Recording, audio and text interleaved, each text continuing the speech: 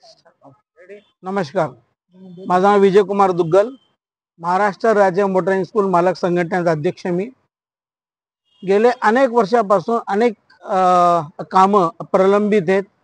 आम्ही वारंवार परिवहन कार्यालयाला भेट देतो, परंतु त्याच्यावरती कुठल्याही समस्येचा तोडगा निघत नाहीये आणि त्यांच्याकडून काही ठोस पर्याय किंवा त्याच्यावरती काही निर्णय घेतले जात नाहीयेत किंवा ते प्रश्न सोडवले जात नाहीयेत।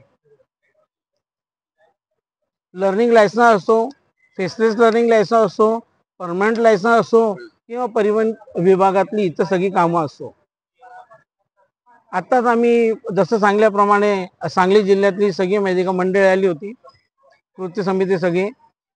त्यात आम्ही तिथं प्रत्यक्षात बघितलं की असा अकोल्याचे 2 व्हेकलचे नंबर आम्ही टाकून बघितले, ज्याच्या बॅकलॉग एंट्रीला दिलंय असं सांगितलं गेले 6 महिने झाले की बॅकलॉग एंट्रीला आम्ही सबमिट केले, परंतु इकडं आल्यानंतर असं कळतं की बॅकलॉग एंट्रीसाठी ते इथं काही अर्ज आलेलेच नाही, त्यांचं कम्प्युटर सिस्टीमला दिसतच नाही। मग नेमकं जनतेला कळत नाही की तिथून म्हणजे परिवहन विभागातून आले नाही का इथं झालं नाही। ह्यांच्याकडे असं कुठल्याही प्रकारचं SOP किंवा कुठल्याही प्रकारचे डॉक्युमेंट्स किंवा कुठल्याही नागरिकाला किंवा मालवाहकाला असं कुठल्या प्रकारचे कागदपत्र दिले जात नाही की तुमचं काम पुढं मार्गी लागण्यासाठी अप्रूव्हलसाठी किंवा काय असो। जनतेला काही माहीत नाही आणि रस्त्यावरती फक्त भुर्दंड भरायचा एवढाच जनता पुढे पर्याय राहिला, बाकी काही नाही। जनतेची फक्त पिळवणूक चालली आहे, बाकी काहीही नाही।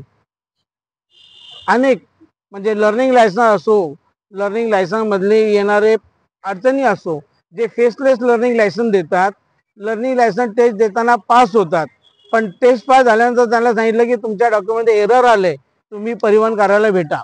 परिवहन कार्यालयाला भेटल्यानंतर तिथं कळतं की तुम्ही टेस्टला ॲब्सेंट होता किंवा कोणीतरी दुसरा व्यक्ती दिसतोय टेस्टसाठी, परंतु प्रत्यक्षामध्ये तीच व्यक्ती बसलेली दिसते, त्यांचाच फोटो दिसतो।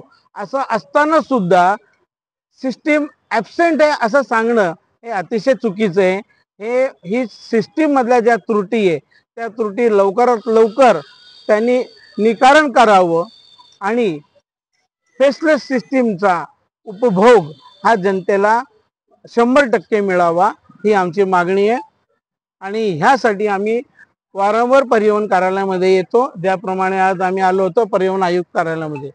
धन्यवाद। आणि लवकरात लवकर ह्याच्यावरती ते आपले ते काहीतरी तोडगा काढतील, मार्ग काढतील। आमच्या भेटीगाठी चालू आहेत, परिवहन मंत्र्यांमार्फत माहिती का बैठक घेण्याचं नियोजनही चालू आहे। आम्ही आशा करतो की लवकरच ह्या सगळ्यावरती तोडगा निघावा आणि सगळे प्रश्न मार्गी लागावेत आणि महाराष्ट्रातील जनतेला रस्त्यावर वाहन चालवताना कुठल्या प्रकारचा त्रास किंवा अडचण परिवहन विभागाच्या चुकामुळे भोगायला लागू नये। धन्यवाद।